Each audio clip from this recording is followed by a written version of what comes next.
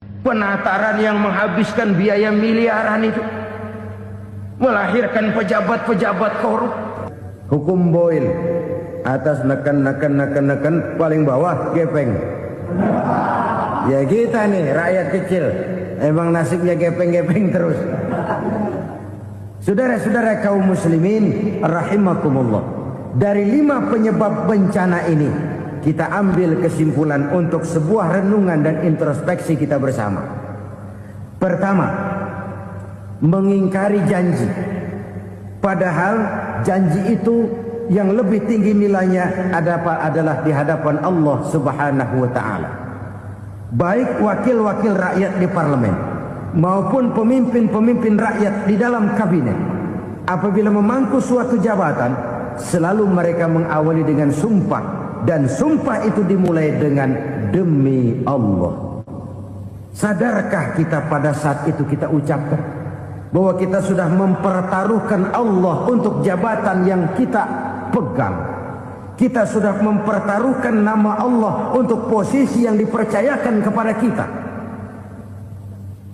Sadarkah kita bahwa menyia-nyiakan itu satu dosa yang sangat besar, yang tidak hanya kepada Allah tetapi juga kepada rakyat yang kita wakili, kepada rakyat yang kita pimpin. Saudara-saudara kaum muslimin rahimakumullah, kita menyaksikan peristiwa-peristiwa yang memilukan dan memalukan. PHK terjadi di mana-mana, pengangguran meningkat, harga-harga membumbung tinggi, daya beli rakyat semakin lemah. Sementara di bidang politik, kejadian-kejadian memberikan indikasi bahwa persatuan dan kesatuan kita sebagai bangsa dewasa ini tengah berada dalam ujian yang berat. Pada jumpa kita kali ini, tanpa bermaksud untuk mencari kambing hitam dari bencana yang kita hadapi, saya ingin menyampaikan sebuah hadis yang diriwayatkan oleh Imam At-Tabarani dari Ibnu Abbas, bahwa Rasulullah sallallahu alaihi wasallam bersabda, khamsun bi khamsin, ada 5 perkara yang dapat menimbulkan 5 macam bencana. Mari kita renungi hadis ini satu demi satu sebagai bahan introspeksi buat kita semua dalam menghadapi bencana yang tengah berlaku sekarang ini. Yang pertama, manaqasa qaumul ahda illa sullita alaihim aduwwuhum. Apabila suatu kaum sudah mengingkari janjinya, maka mereka pun akan dikuasai oleh musuh-musuh mereka. Sederhana saja nampak kalimat dalam hadis ini. Apabila orang sudah mengingkari janji, mereka akan dikuasai oleh musuh-musuh mereka sendiri. Dan musuh kita yang paling utama saat ini adalah kemiskinan dan kebodohan. Kenapa itu terjadi? Karena kita mengingkari janji kita sendiri. Di saat awal-awal berdirinya Orde Baru, kita pernah berjanji untuk melaksanakan Pancasila dan Undang-Undang Dasar 45 secara murni dan konsekuen. Kita berjanji bahwa kita akan menegakkan pemerintah yang bersih dan berwibawa. Itu semua pada permulaannya. Waktu demi waktu berjalan, kita lupa dengan janji yang kita ucapkan itu. Ketuhanan yang Maha Esa kita ucapkan, tapi kesetanan yang luar biasa yang kita lakukan.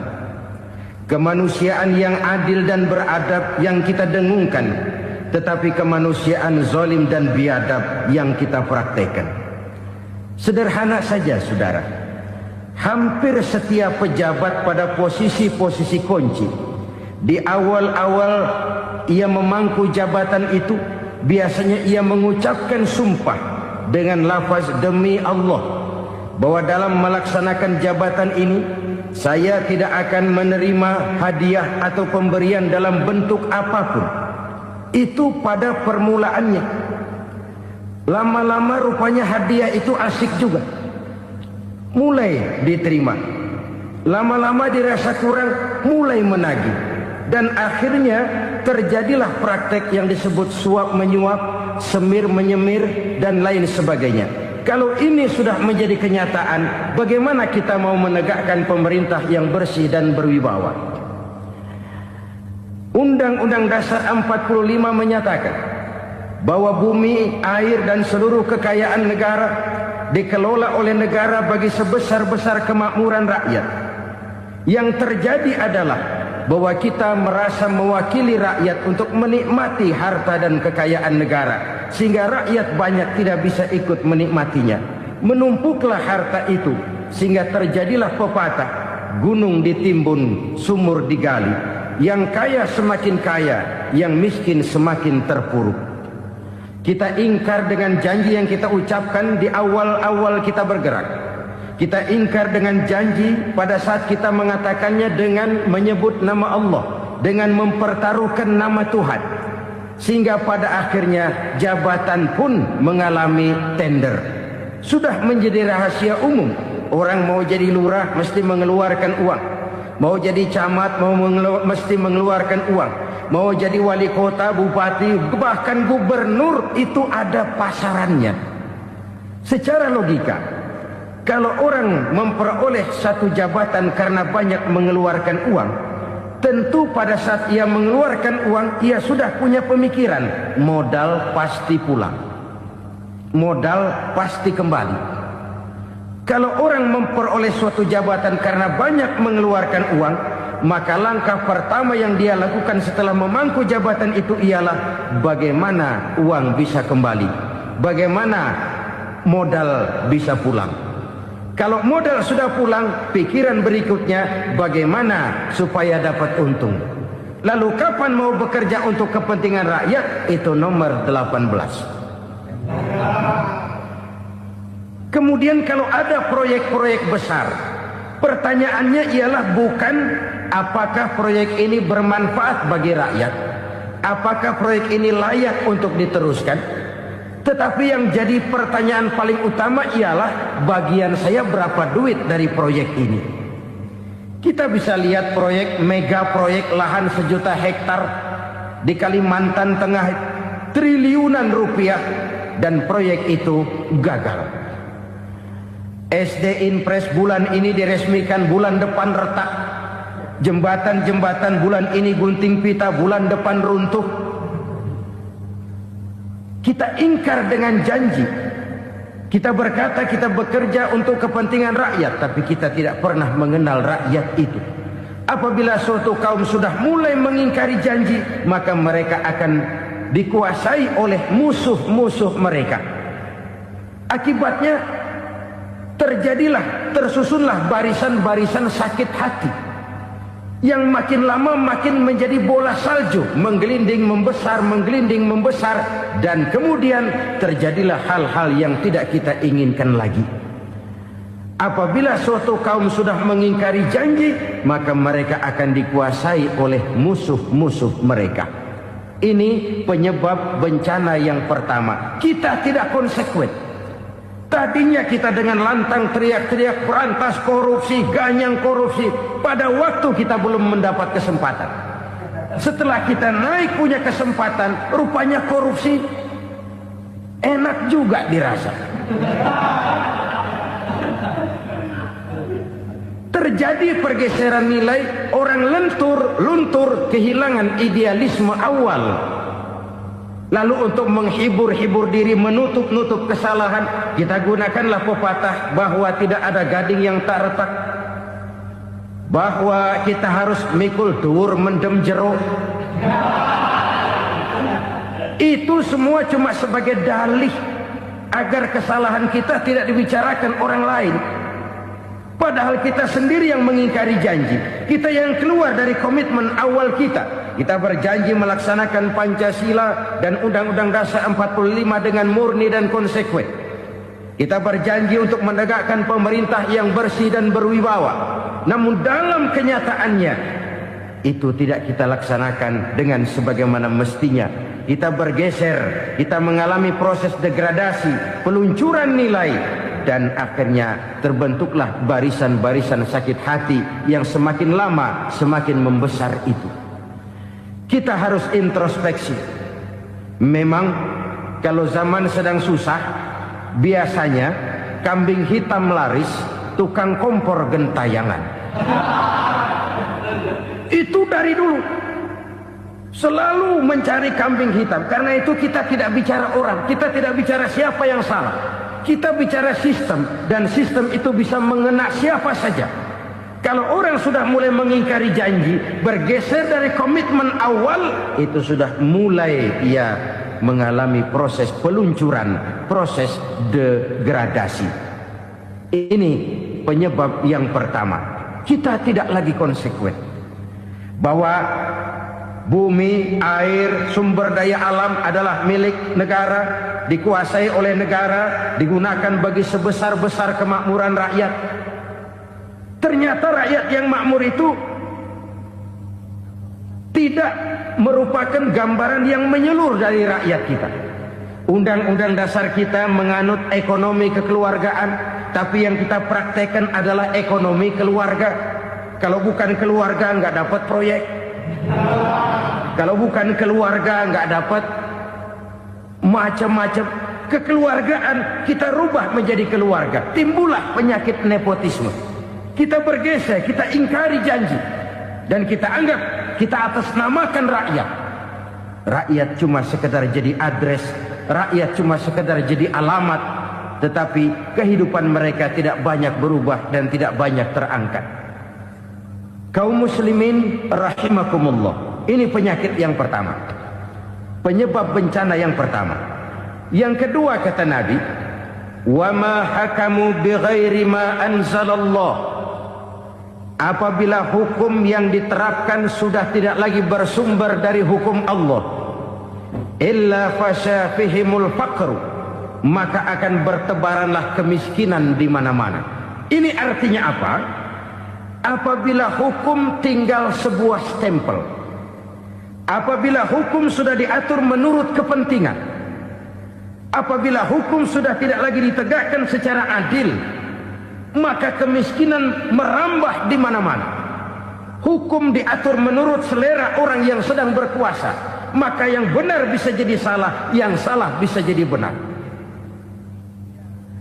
Hukum dalam kenyataan hidup berlaku seperti pisau.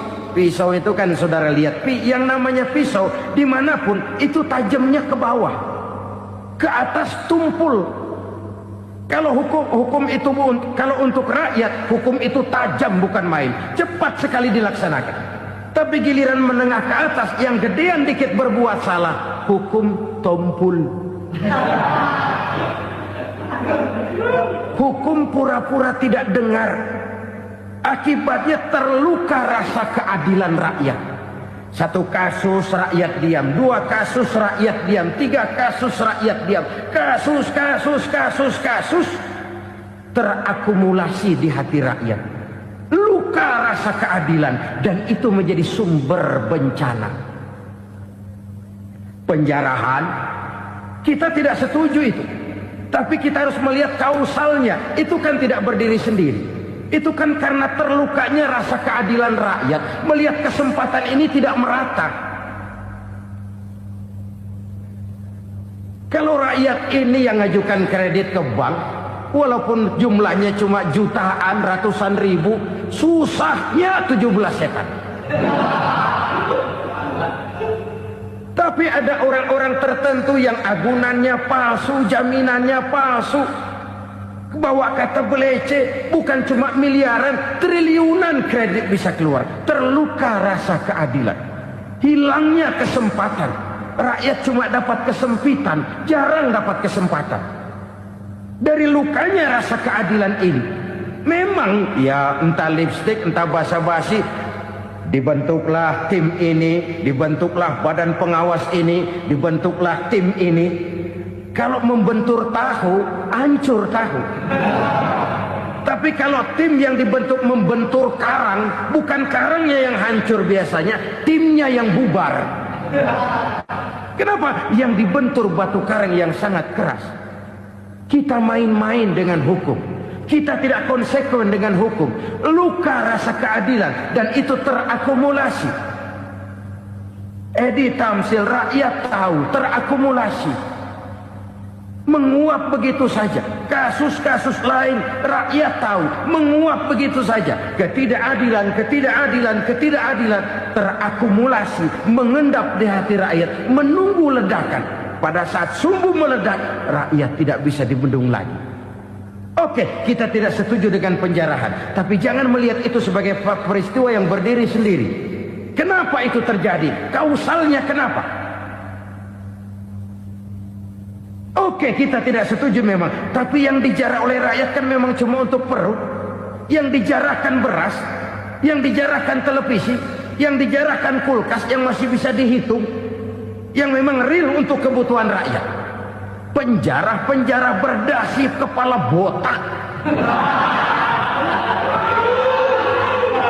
yang menguras uang rakyat habis-habisan, enak saja melenggang dalam kehidupan ini. Makin terluka rasa keadilan rakyat. Apabila hukum yang diterapkan sudah menyimpang dari keadilan yang diajarkan Allah, fasyafihimul fakru, bertebaranlah kemiskinan. Aneh, memalukan, memilukan. Sebuah negara agraris yang katanya pulaunya hijau royo-royo, gemari palau jenawi toto tentem kertora harjo, yang tahun 93 pernah mendapat penghargaan dari FAO, Badan Pangan Sedunia, sebagai negara yang berhasil dalam swasembada pangan. Sekarang ini kita terpaksa betul beli beras dari Vietnam, beli beras ke Kamboja, beli kedelai dari Kamboja. Kenapa? Lahan sawah kita habis ditanami pabrik. Teknologi kita, teknologi loncatan yang non-applied, tidak terpakai oleh kita. Lantas lahan yang tidak bisa kita tanami, kita paksakan lahan-lahan gambut menjadi tanah pertanian yang subur dengan biaya triliunan, dan kita gagal. Kita cari jarum dan kapak hilang. Kita mau jadi negara industri dengan loncatan teknologi yang maju, kita lupakan pola pijak kita sebagai negara agraris, dan akhirnya kita kecolongan. Lihatlah dewasa ini. Rakyat kita antri sembako di mana-mana. Di sebuah negara agraris. Ketidakadilan melahirkan kemiskinan. Kemiskinan moral dan kemiskinan material. Kemiskinan moral, rakyat nggak percaya lagi sama pejabat. Rakyat mengalami krisis figur. Orang, alah lu ngomong dah sama ember.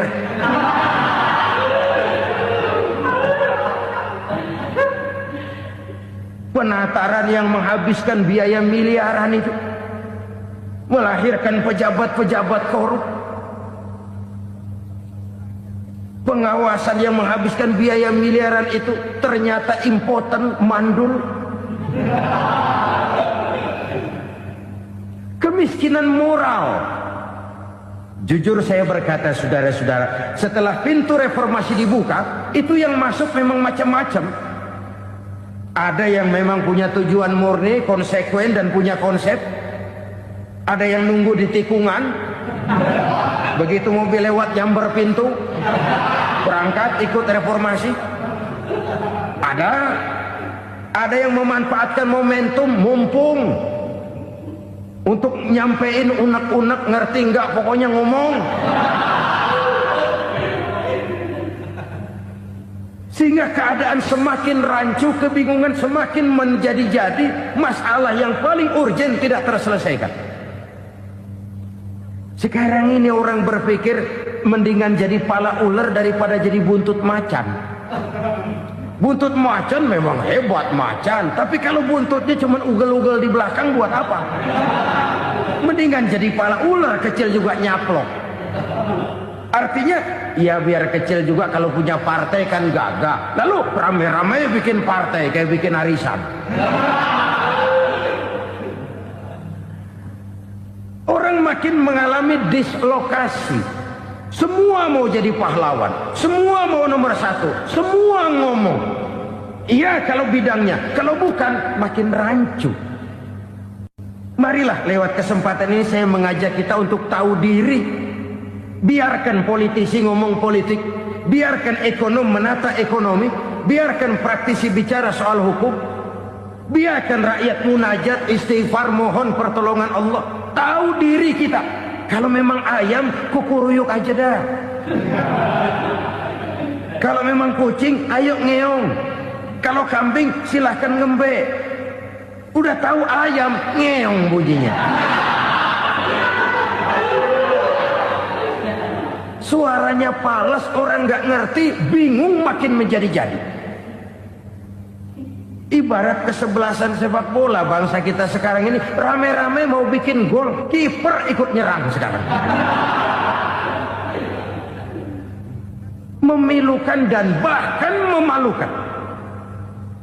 Wa ma hakamu bighairi ma anzalallah illa fasha fihimul fakru.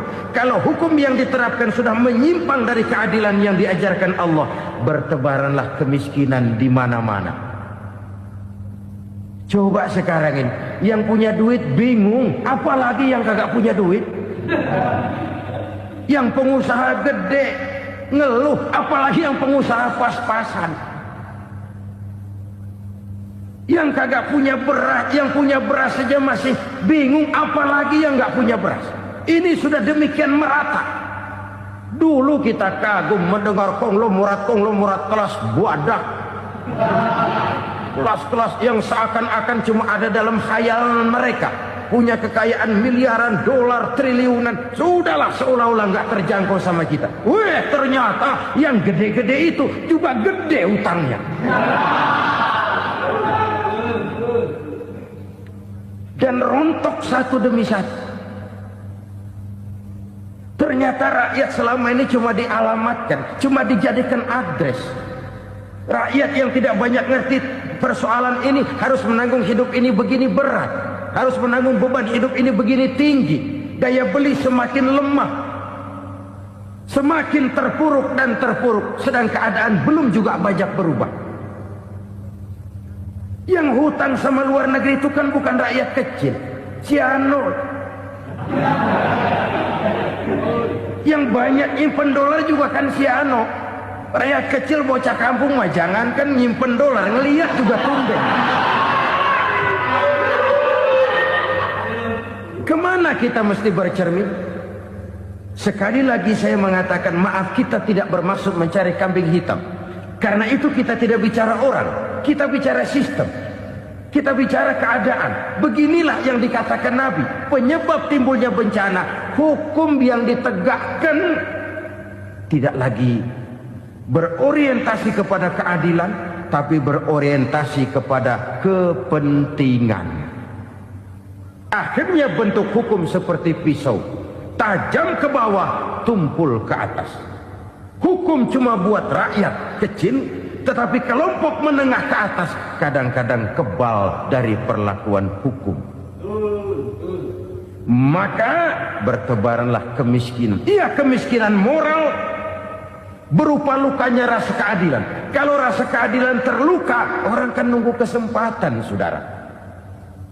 Iya, dia nggak bisa ngomong. Iya, dia nggak sanggup action. Iya, dia nggak bisa tunjuk rasa, tapi hatinya kan kapan ada kesempatan, kapan ada waktu, tunggu. Hatinya mesti begitu. Sehingga begitu ada kesempatan, terjadilah hal-hal yang tidak terhindarkan. Dan itu ekses, bukan reformasi. Jangan seperti sebuah dialog saya dengan seorang abang beca. Saya bertanya, bang, ya, abang tahu nggak reformasi? Tahu, Ustaz. Apa? Pembakaran. Terus penjarahan, lalu perkosaan. Itu reformasi. Itu yang saya lihat. Nah, itu yang dia lihat. Saya tentu tidak menyalahkan abang beca kita, karena memang itu yang dia lihat dan sejauh itu wawasannya. Tapi ini indikasi bahwa banyak rakyat kita yang belum bisa menggunakan kebebasan secara bertanggung jawab. Padahal kebebasan tanpa tanggung jawab tirani. Sebuah contoh gampang-gampangan. Saya beli radio, saya setel di kamar saya, lalu saya bilang, ini radio gue. Yang beli gue, pakai duit gue setel di kamar gue, sekeras-kerasnya, gak ada urusan sama orang lain. Itu kata saya. Tetapi tetangga saya sebelah rumah kan boleh juga ngomong begitu. Kata tetangga saya, ini mata gue, yang ngantuk gue tidur di kamar gue, kenapa suara radio lu nyampe kemari? Artinya apa ini? Kebebasan saya nyetel radio dibatasi oleh kebebasan tetangga saya yang mau tidur. Tidak ada kebebasan mutlak. Kebebasan mutlak tanpa tanggung jawab kembali akan melahirkan tirani, kembali akan melahirkan pemaksaan kehendak. Dan itu lagi-lagi bukan demokrasi. Saudara-saudara kaum muslimin rahimakumullah. Ini penyakit yang kedua, lukanya rasa keadilan, terutama di kalangan rakyat kecil. Itu mengendap menjadi akumulasi dan menunggu giliran kapan bisa dimuntahkan. Dengan kata lain, rakyatnya udah banyak banget makan yang perutnya jadi enak, nyelam. Kapan nunggu muntahnya? Udah begini banyak akumulasi yang mereka pendam di perut ini, sehingga ketika terjadi kesempatan itu sudah tidak terkendalikan lagi. Kita out of control. Saya tidak mentolerir sikap-sikap kekerasan. Bahkan saya lebih cenderung bahwa kalau di rumah kita banyak tikusnya saja racuni, jangan rumah dibakar. Bahwa ada korupsi, ya, ada kolusi, memang ada nepotisme, tentu. Tetapi tikusnya saja racuni, jangan rumah dibakar. Masa mau ngusir tikus bakar rumah?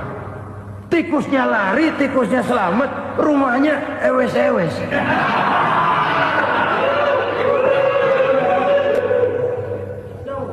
Tikus selamat, rumah nggak punya, masalah nggak terselesaikan dengan sebagaimana yang kita harapkan. Kita sepakat ini negara hukum, dan di hadapan hukum semua manusia itu sama. Itu prinsip yang diajarkan Allah. Al-musawat bainan nas fi takalifil ahkam. Semua manusia sama dalam berhadapan dengan hukum Allah Subhanahu wa taala. Kalau hukum sudah pandang bulu, itu jelas yang enak yang banyak bulunya. Siapa yang banyak bulunya? Monyet. Kalau hukum pandang bulu, monyet keenakan. Saudara-saudara kaum muslimin rahimakumullah, introspeksi. Mari kita bercermin bagaimana perjalanan hukum selama ini. Kalau introspeksi ini kita temukan, lalu ada upaya untuk memperbaiki diri. Jangan menggunakan tak ada gading yang tak retak, mikul duwur mendem jero untuk menutupi kesalahan orang. Padahal kesalahan itu sedemikian besar. Padahal rakyat kita tiap hari antri sembako. Ada yang sehari sekali makan, ada yang makan sudah bercampur tiwul, ada yang nasi sudah dicampur pisang, balik jadi orok lagi. Macam-macam upaya rakyat untuk menangsal perut ini. Lalu rakyat ditenang-tenangkan, lebih baik puasa Senin Kemis sambil menghadapi krisis ekonomi. Kenapa rakyat yang disuruh puasa? Kenapa bukan pejabatnya yang puasa lebih dulu untuk kemakmuran rakyat? Kalau rakyat yang memang perutnya udah gepeng disuruh puasa, makin krempeng perutnya. Artinya pejabat harus punya sense of politics. Ya, tidak, puasa itu kan tidak cuma Senin Kemis saja. Puasa itu puasa perasaan, puasa menghargai perasaan yang sedang kondisi yang sedang dihadapi oleh rakyat. Bagaimana rakyat yang tengah antri sembako melihat pejabatnya lewat dengan mobil yang harganya sampai 1 miliar. Oh, inilah pemimpin saya. Luka lagi rasa keadilannya. kita tidak tenggang rasa. Puasa dalam artian itu pun akan menolong menegakkan semangat kebersamaan, membentuk semangat kebersamaan. Saudara-saudara kaum muslimin rahimakumullah, penyebab bencana yang ketiga dikatakan oleh baginda Nabi, wala zaharat fihimul fahishatu illa fasha fihimul maut. Apabila kekejian telah merajalela, maka maut bertebaran di mana-mana. Kita renungi butir kalimat dalam hadis ini. Apabila kekejian telah merajalela, maut bertebaran di mana-mana. Begitu murah arti sebuah kehidupan. Penjarahan untuk hal-hal yang kecil tapi sampai mengorbankan nyawa. Apabila kekejian sudah terjadi di mana-mana, maut pun bertebaran. Maut dalam arti berpisah ruh dengan jasad, tapi juga maut dalam arti orang bisa mati karirnya, orang bisa mati usahanya, orang bisa mati kesempatannya karena perbuatan-perbuatan keji yang selama ini tidak terbendung. Lahirlah teori mafia. Siapa yang kuat dia yang berkuasa, siapa yang lemah dia menjadi mangsa. Proyek-proyek besar yang menang tender itu ya dari itu ke itu saja. Yang pengusaha-pengusaha tidak punya koleksi, koneksi, tidak bisa bayar komisi, dapat proyek tetelan. Ada dagingnya, dikit namanya juga tetelan. Dagingnya sudah habis disantap oleh meja. Sekian puluh meja dilalui, sekian puluh amplop dikeluarkan. Sehingga yang akhirnya ya tinggal tetelan itu tadi. Maka kualitas pekerjaan pun sudah bukan lagi jadi masalah. Demikianlah mafia-mafia ini bermunculan di mana-mana. Di pengadilan terkenal mafia pengadilan. Hukum bisa dibeli, hukum bisa dipesan menurut kebutuhan sponsor. Mafia peradilan, mafia politik, mafia ekonomi, bahkan mafia agama yang menggunakan agama sebagai kedok, menggunakan agama sebagai dalih, menggunakan agama sebagai topeng untuk melancarkan maksud-maksud politiknya pun tidak tertutup kemungkinan. Apabila kekejian telah merajalela, maut bertebaran di mana-mana. Korupsi, kolusi, nepotisme itu bagian dari kekejian. Kita selama ini kalau mendengar maksiat, itu yang terbayang cuma judi, mabuk, zina. Iya itu maksiat. Tapi korupsi, kolusi, nepotisme itu juga maksiat dalam bentuk lain. Kalau ini sudah bertebaran, maka maut terjadi di mana-mana. Jangan bayangkan cuma mati orangnya, itu sih kewajiban. Yang menyakitkan itu orangnya masih hidup tapi dibikin mati. Karirnya mati. Kenapa? Karena yang diperlukan bukan cuma orang pinter tapi orang taat. Biar pinter, kalau nggak taat minggir. Biar bodoh, kalau taat bisa nyenangin atasan, bisa nyemir, nyemur. Kumaha juragan wae ayo nama. Itu yang kadang-kadang dapat penghargaan. Tidak ada prestasi kerja kecuali bikin senang orang di atas. Kita lihat di desa-desa jalan rusak. Kalau ada berita pejabat anak mau turun, jalan rata sekali. Sampai tanah dari mana aja dikeruk buat ngeratain tuh jalan.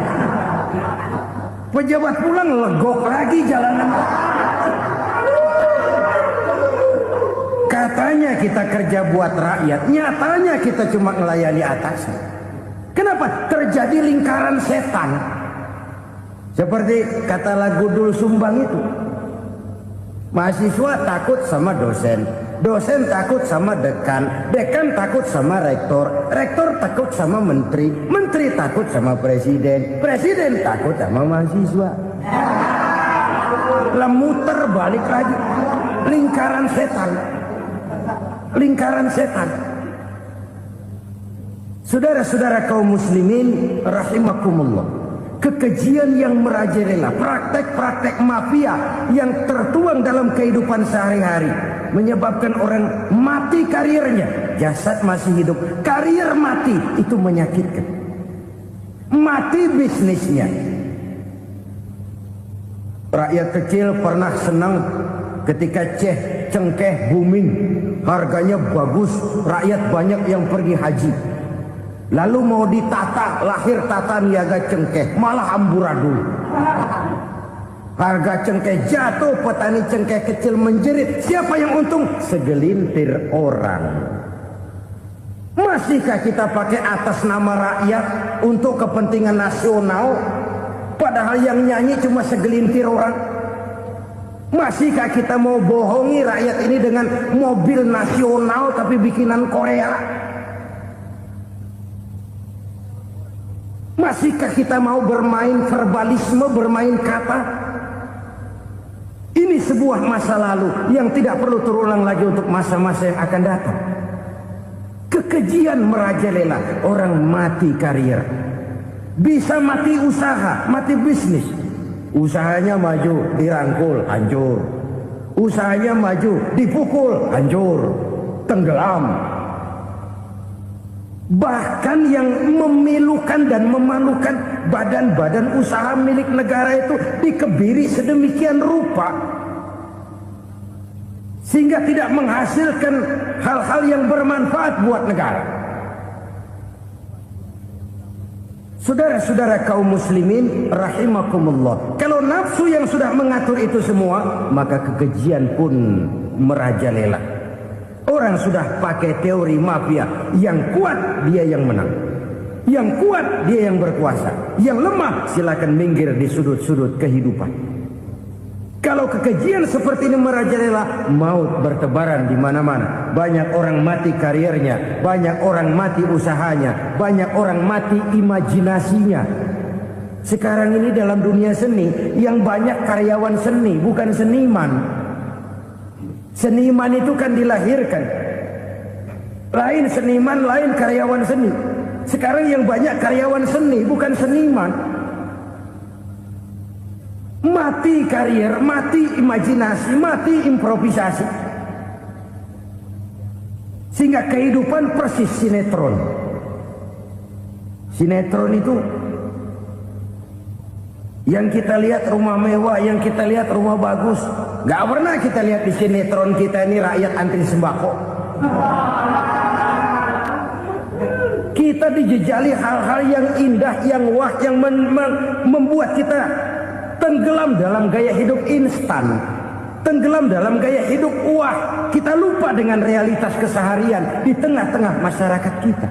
Lahirlah kelompok-kelompok selebritis, dibesarkan oleh berbagai media. Selebritis pilek aja masuk koran, pilek.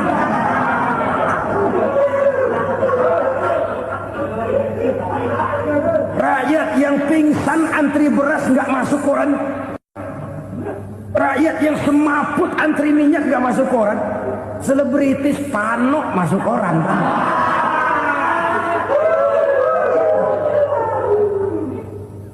Kita besarkan hal-hal kecil, kita kecilkan hal-hal besar. Karena apa? Kita mengejar oplah. Kita profit oriented, tidak lagi berorientasi kepada realitas hidup yang kita hadapi ini. Kalau kekejian sudah merajalela, kata Nabi, maka maut bertebaran di mana-mana. Maut dalam artian maut, coba lihat sekarang begitu murah nyawa. Karena 1000 perak orang mau nusuk bunuh. Karena beras seliter orang khilaf, begitu murah kehidupan. Tapi kekejian dalam bentuk korupsi, kolusi, nepotisme, kekejian dalam bentuk itu mematikan karir, mematikan bisnis, mematikan imajinasi, mematikan kreativitas. Itu juga maut dalam bentuk lain akibat kekejaman lain. Ini penyebab yang ketiga. Yang keempat, penyebab bencana menurut baginda Rasul, wala tuffiful mikyala illa muni'un nabat. Apabila timbangan sudah dicurangi, maka tercegahlah tumbuh-tumbuhan. Apabila timbangan sudah mulai curang, maka terjadilah musim paceklik. Apabila bisnis sudah bergaya mafia tadi itu, kecurangan-kecurangan terjadi, tender di balik pintu, yang dimenangkan cuma kelompok-kelompok yang bisa memberikan presentasi yang besar, muni'un nabat, terjadilah paceklik. Paceklik, panen gagal, wereng ya wereng, kemarau panjang, it's okay, air sulit, iya, tetapi kan semua itu ada yang ngatur. Kemarau ada yang ngatur, belalang itu ada yang ngatur, air itu juga ada yang ngatur. Yang ngatur itu yang serba maha. Kalau ia murka melihat kecurangan timbangan, Allah itu kalau murka kan gampang saja, tinggal komandoin balang, lang, hancurin tuh sawah. Konvoy belalang, konvoy. Allah tinggal ngutik angin El Nino, mampir lo ke Indonesia. Hujan nggak turun-turun, kemarau panjang. Jadi kalau musim kemarau kan namanya anginnya El Nino. Kalau musim hujan anginnya namanya La Nina. Cakep namanya, kejem orangnya. Saudara lihat Cina sekarang sedang kena La Nina, banjir besar, ribuan orang meninggal. Dia mah ribuan mati kagak berasa, rakyatnya miliaran. Bangladesh lagi ngalami La Nina, India lagi ngalami La Nina. Angin, hujan, kemarau, belalang, itu kan ada yang ngendaliin. Kuncinya bukan di belalangnya, kuncinya bukan di peredaran matahari berputar, kuncinya di atas yang mengatur semua itu. Kalau timbangan sudah mulai curang, pengusaha sudah nggak mau jujur, apa nggak bikin perut jadi mual? Begitu rakyat antri sembako pingsan nggak dapat beras, sementara beras ditumpuk-tumpuk sampai membusuk. Kemana hati nuraninya? Kemana akal pikirannya? Kemana mereka yang berbuat atas nama rakyat tapi melihat rakyat susah tidak tergerak hatinya? Apabila timbangan sudah mulai dicurangi, bisnis sudah mulai melenceng, maka terjadilah paceklik. Sebuah negara yang berhasil dalam swasembada pangan, lalu sekarang menjadi negara yang rakyatnya antri untuk memperoleh kebutuhan pangan. Saudara-saudara kaum muslimin rahimakumullah, ini intinya adalah kecurangan. Kalau kecurangan sudah terjadi di mana-mana, dan ini milik siapa saja, bukan soal tempat, bukan soal jabatan, soal manusianya, SDM-nya. Kecurangan tidak cuma terjadi di kantor, di masjid bisa terjadi kecurangan. Korupsi tidak hanya bisa terjadi di kantor, di madrasah bisa ada korupsi. Faktor manusianya, ini soal SDM. Kecurangan yang besar tentu besar lagi kerugiannya. Kecurangan yang kecil, kecurangan sehari-hari, pedagang-pedagang kecil ngurangi timbangan, barang yang buruk dikatakan baik, yang baik dikatakan buruk, itu merugikan perorangan. Kecurangan yang besar merugikan bangsa dalam bentuk total, dalam bentuk seutuhnya. Nah, kecurangan-kecurangan seperti ini rakyat kan lihat, rakyat kan tahu, dan itu kembali terakumulasi di sini, pegel. Dan jangan lupa, rakyat yang nggak ngomong itu, rakyat yang nggak bersuara itu, batinnya menjerit, jeritannya menggoncang aras, dan itu didengar Allah. Yadullah fauqal jamaah, kata Nabi. Tangan Tuhan di atas orang banyak. Jeritan hati rakyat menggoncang aras. Rakyat yang terlalu banyak dizolimi, rakyat yang terlalu banyak dirugikan, Ya rakyat yang terlalu banyak di atas namakan, menjerit batinnya, menggoncang aras, dan Allah bisa menggerakkan apa saja untuk membuat satu situasi. Allah bisa menggerakkan apa saja untuk membuat satu situasi. Saudara-saudara kaum muslimin rahimakumullah, ini faktor yang ketiga, timbulnya kecurangan. Faktor yang keempat maksud saya. Yang kelima, penyebab timbulnya bencana menurut baginda Nabi, wala muni'uz zakat wala muni'uz zakat illa hubbisa anhumul qatr. Apabila zakat enggan dibayar, maka tercegahlah qatrun. Qatrun ini kalau bahasa kita sembako. Maka tercegahlah kebutuhan-kebutuhan yang kita perlukan. Ini, kita tidak meragukan bahwa yang kita tuju adalah masyarakat yang adil dalam kemakmuran dan makmur dalam keadilan. Nah, antara kemakmuran dan keadilan ini memang sering tidak bisa berjalan seiring. Pada saat kemakmuran kita kejar, ekonomi kita pacu, ada nilai-nilai keadilan yang tertinggal. Pada saat nilai keadilan kita tegakkan benar-benar, ada unsur-unsur kemakmuran yang terabaikan. Oke, kita bisa mengatakan kasus. Oke, kita bisa mengatakan itu sebagian kecil. Tapi kalau sebagian kecil, lama-lama kan jadi sebagian besar. Oke, kita mengejar kemakmuran. Pertanyaannya, kemakmuran untuk siapa? Oke, kita berikan kelompok tertentu kue yang besar dengan harapan nanti dia bagiin kuenya kepada yang kecil-kecil. Tapi kenyataan, mereka yang dapat kue besar akhirnya malah lupa diri dan lupa daratan. Mau makin besar, malah memeras yang kecil-kecil ini. Sekarang kan yang kecil modali yang besar. Ramai-ramai buka bank, ternyata kamuflase. Uang banknya untuk kredit perusahaannya sendiri. Nasabahnya rakyat kecil. Artinya apa? Rakyat kecil disuruh modalin orang yang udah gede. Ini kan sumber geledek urusan.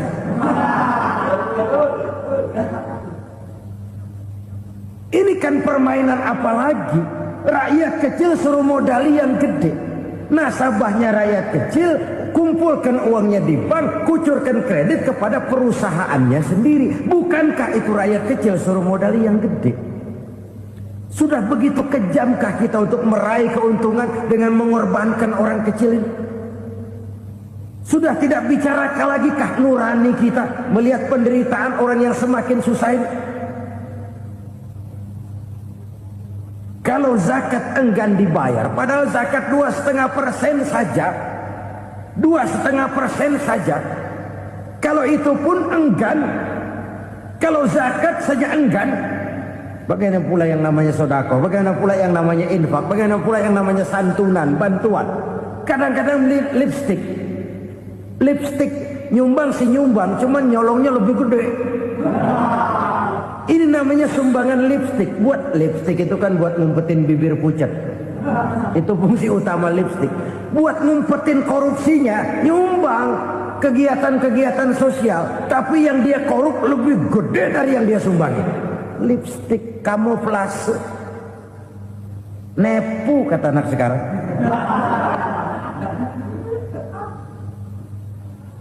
Saudara-saudara kaum muslimin rahimakumullah, demikian berat kewajiban zakat ini sampai di zaman Sayyidina Abu Bakar pernah keluar komando perangi orang yang enggan membayar zakat. Perangi, karena fungsi zakat adalah menjembatani antara si kaya dengan si miskin.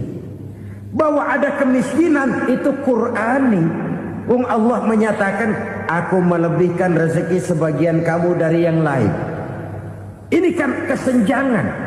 Allah melebihkan rezeki sebagian kamu dari yang lain. Ada itu. Tetapi itu berjalan secara nature. Nah, kalau direkayasa, Yang kaya semakin kaya, yang miskin semakin terpuruk. Yang sudah besar dapat proyek besar, yang kecil dapat tetelan. Ini kan rekayasa namanya. Kesenjangan yang direkayasa ini yang kita harus kikis. Nah, fungsi zakat menjembatani dari sisi sosial. Dari sisi pribadi, Nabi berpesan, zakku amwalakum biz zakat. Bersihkan hartamu dengan zakat. Sekarang ada istilah nyuci uang. Uang hasil korupsi itu bisa dicuci, dijadikan uang bersih. Bukan pakai rinso, bukan.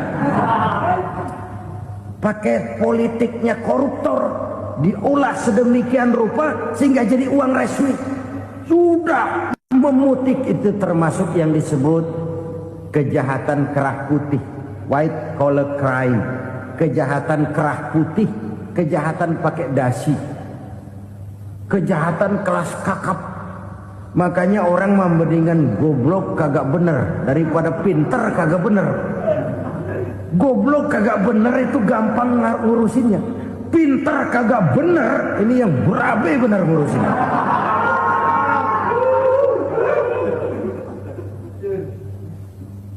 Kita bukan cuma perlu orang pinter kok di zaman sekarang. Kita perlu orang-orang benar, yang punya komitmen, yang sesuai kata dan perbuatan, yang bisa merasakan apa yang dirasakan oleh rakyat, yang punya sense of politik yang tinggi, yang peka, yang penuh keterbukaan, yang punya wawasan dan pandangan jauh ke depan. Dari sisi pribadi, zakat itu membersihkan harta kita. Ya, dia tercampur dengan yang subuhat, dia bahkan mungkin tercampur dengan sedikit-sedikit yang haram.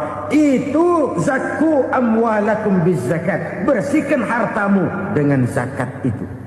Pada sisi sosial ia menjembatani, pada sisi pribadi ia membersihkan harta kita. Karena itu kalau kita minta berdoa minta rezeki, syarat rezeki itu halalan thayyiban wasi'an. Nggak pernah kurang dari 3 itu. Halal, bagus, banyak. Halal, bagus, tapi sedikit, susah ngaturnya. Halal, banyak, tapi kurang bagus. Buat apaan? Bagus, banyak, tapi haram. Enggak ada artinya.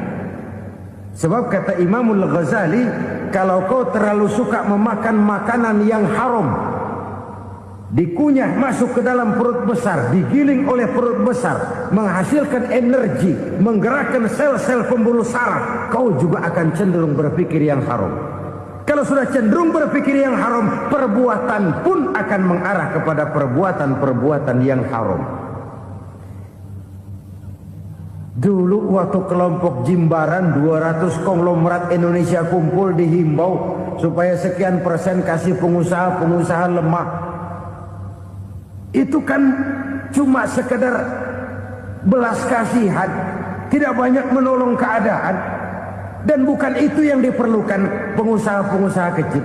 Yang diperlukan adalah berikan kami kesempatan seperti mereka dapat kesempatan. Berikan kami peluang seperti mereka juga dikasih peluang. Kalau cuma dikasih 100 juta, 200 juta hari ini, usaha kami nggak ada prospeknya, peluang kagak ada, kan sama juga bohong. Diceburin ke kali, disuruh berenang, tangan diikat, mendingan mampusin ketahuan. Ayo berenang, berlomba, tangan diikat, kaki diikat. Sama saja nyuruh mati. Jadi jangan kasih ikannya, kasih kailnya. Yang diperlukan pengusaha kecil menengah ke bawah itu bukan cuma sekedar belas kasih dari konglomerat-konglomerat besar. Berikan kami peluang seperti mereka juga dapat peluang. Berikan kami kesempatan seperti mereka dapat kesempatan. Berikan kami kredit dengan kemudahan seperti mereka juga kalau minta kredit begitu mudahnya. Menciptakan peluang dan kesempatan, pemerataan. Bukan menciptakan manusia Indonesia dengan standar ekonomi yang sama, semua rumahnya harus sama, semua punya mobil. Itu sih kebersamaan bebek. Bebek, coba lihat bebek, satu ngalor semua, satu ngidul semua. Kebersamaan bukan itu. Kebersamaan adalah menciptakan peluang. Kalau yang kaya bisa semakin kaya, kenapa yang miskin tidak bisa ikut naik jadi sedikit kaya? Kalau pengusaha yang sudah kuat bisa bertambah menjadi kuat dengan proyek mega proyek, kenapa yang menengah tidak bisa ikut menjadi kuat? Dan kenapa kekejian itu merajalela? Kita dengar lewat berita-berita PLN tekor, PLN hutang. Kenapa? Dia beli listrik dari swasta yang belinya lebih mahal daripada penjualannya. Artinya dia beli itu listrik dari perusahaan listrik swasta, dia jual kepada rakyat lagi. Harga jualnya lebih murah daripada dia beli kepada swasta. Kenapa? Ada tekanan lagi tuh. Biasa siklus lagi. Hukum Boyle. Atas neken, paling bawah gepeng. Ya kita nih rakyat kecil, emang nasibnya gepeng terus. Saudara-saudara kaum muslimin rahimakumullah, dari 5 penyebab bencana ini kita ambil kesimpulan untuk sebuah renungan dan introspeksi kita bersama. Pertama, mengingkari janji, padahal janji itu yang lebih tinggi nilainya adalah di hadapan Allah Subhanahu wa ta'ala. Baik wakil-wakil rakyat di parlemen maupun pemimpin-pemimpin rakyat di dalam kabinet, apabila memangku suatu jabatan, selalu mereka mengawali dengan sumpah, dan sumpah itu dimulai dengan demi Allah. Sadarkah kita pada saat itu kita ucapkan bahwa kita sudah mempertaruhkan Allah untuk jabatan yang kita pegang? Kita sudah mempertaruhkan nama Allah untuk posisi yang dipercayakan kepada kita. Sadarkah kita bahwa menyia-nyiakan itu satu dosa yang sangat besar, yang tidak hanya kepada Allah tetapi juga kepada rakyat yang kita wakili, kepada rakyat yang kita pimpin. Saudara-saudara kaum muslimin rahimakumullah, kita menyaksikan peristiwa-peristiwa yang memilukan dan memalukan. PHK terjadi di mana-mana, pengangguran meningkat, harga-harga membumbung tinggi, daya beli rakyat semakin lemah. Sementara di bidang politik, kejadian-kejadian memberikan indikasi bahwa persatuan dan kesatuan kita sebagai bangsa dewasa ini tengah berada dalam ujian yang berat.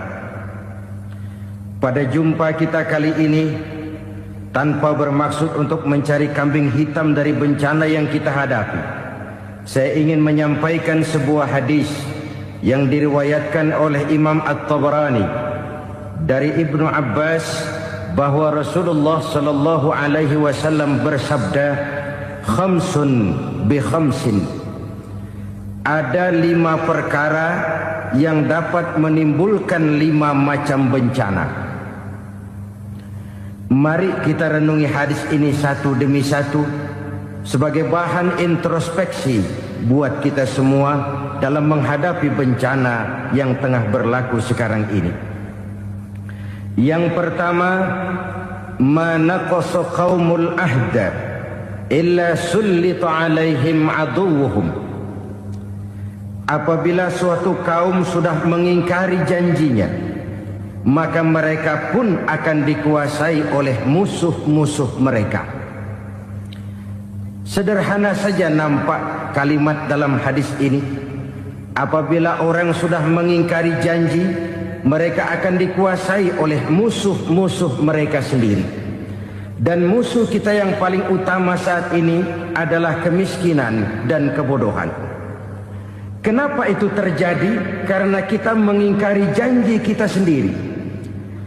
Di saat awal-awal berdirinya Orde Baru, kita pernah berjanji untuk melaksanakan Pancasila dan Undang-Undang Dasar 45 secara murni dan konsekuen.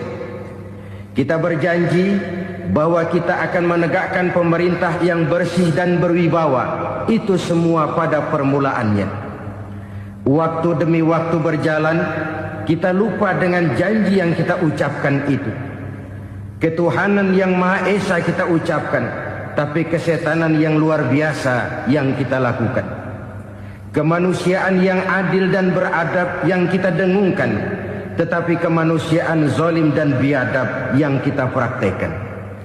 Sederhana saja saudara, hampir setiap pejabat pada posisi-posisi kunci, di awal-awal ia memangku jabatan itu, biasanya ia mengucapkan sumpah dengan lafaz demi Allah, bahwa dalam melaksanakan jabatan ini saya tidak akan menerima hadiah atau pemberian dalam bentuk apapun. Itu pada permulaannya. Lama-lama rupanya hadiah itu asik juga, mulai diterima. Lama-lama dirasa kurang, mulai menagih. Dan akhirnya terjadilah praktek yang disebut suap menyuap, semir menyemir, dan lain sebagainya. Kalau ini sudah menjadi kenyataan, bagaimana kita mau menegakkan pemerintah yang bersih dan berwibawa? Undang-Undang Dasar 45 menyatakan bahwa bumi, air, dan seluruh kekayaan negara dikelola oleh negara bagi sebesar-besar kemakmuran rakyat. Yang terjadi adalah bahwa kita merasa mewakili rakyat untuk menikmati harta dan kekayaan negara, sehingga rakyat banyak tidak bisa ikut menikmatinya. Menumpuklah harta itu sehingga terjadilah pepatah, gunung ditimbun, sumur digali. Yang kaya semakin kaya, yang miskin semakin terpuruk. Kita ingkar dengan janji yang kita ucapkan di awal-awal kita bergerak. Kita ingkar dengan janji pada saat kita mengatakannya dengan menyebut nama Allah, dengan mempertaruhkan nama Tuhan. Sehingga pada akhirnya jabatan pun mengalami tender. Sudah menjadi rahasia umum. Orang mau jadi lurah mesti mengeluarkan uang. Mau jadi camat mesti mengeluarkan uang. Mau jadi wali kota, bupati, bahkan gubernur, itu ada pasarannya. Secara logika, kalau orang memperoleh satu jabatan karena banyak mengeluarkan uang, tentu pada saat ia mengeluarkan uang, ia sudah punya pemikiran, modal pasti pulang, modal pasti kembali.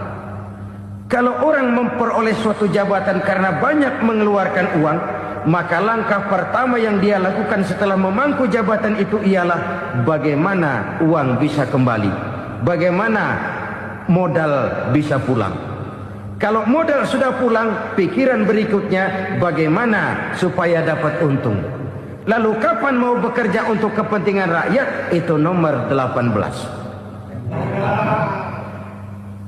Kemudian kalau ada proyek-proyek besar, pertanyaannya ialah bukan apakah proyek ini bermanfaat bagi rakyat, apakah proyek ini layak untuk diteruskan, tetapi yang jadi pertanyaan paling utama ialah bagian saya berapa duit dari proyek ini.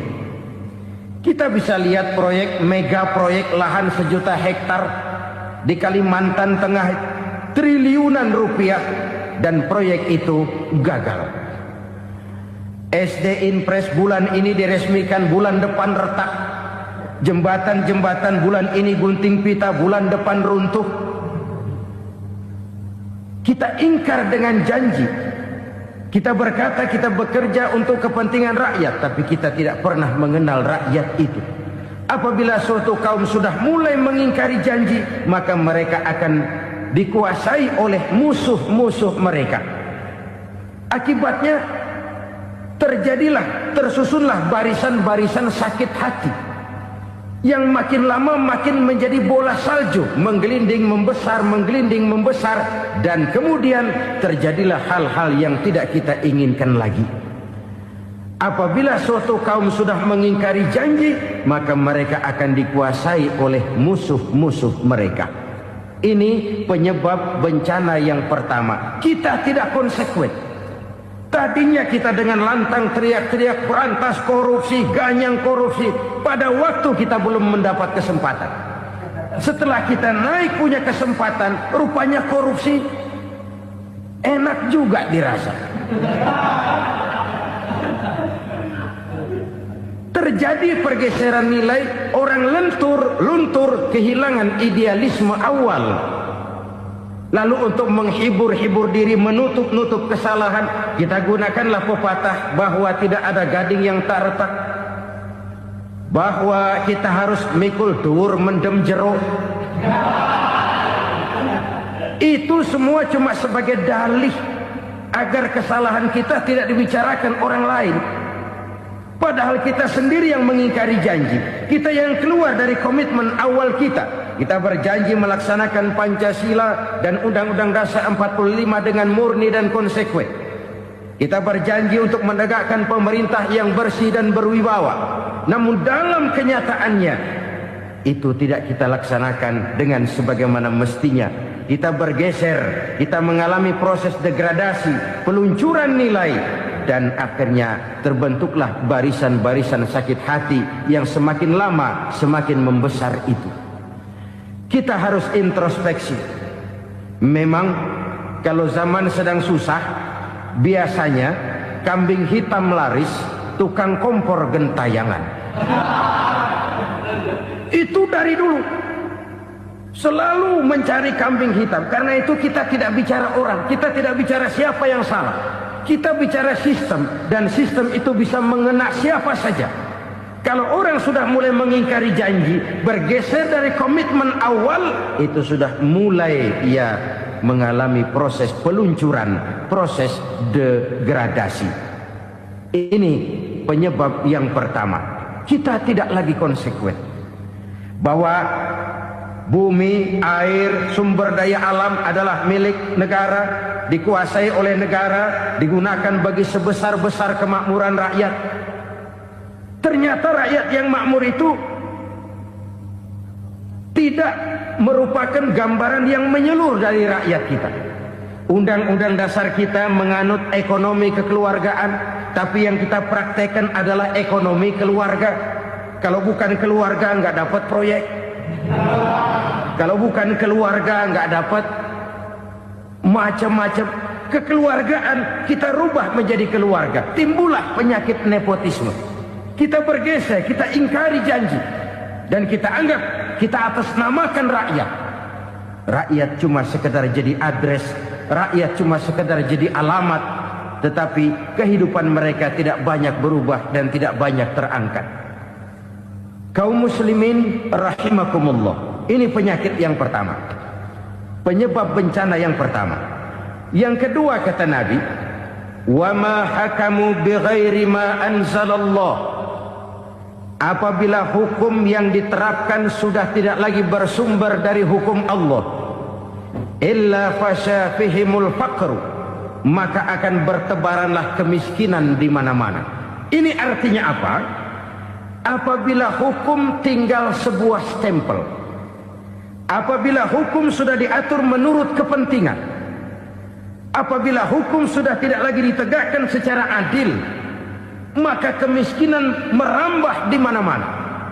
Hukum diatur menurut selera orang yang sedang berkuasa, maka yang benar bisa jadi salah, yang salah bisa jadi benar. Hukum dalam kenyataan hidup berlaku seperti pisau.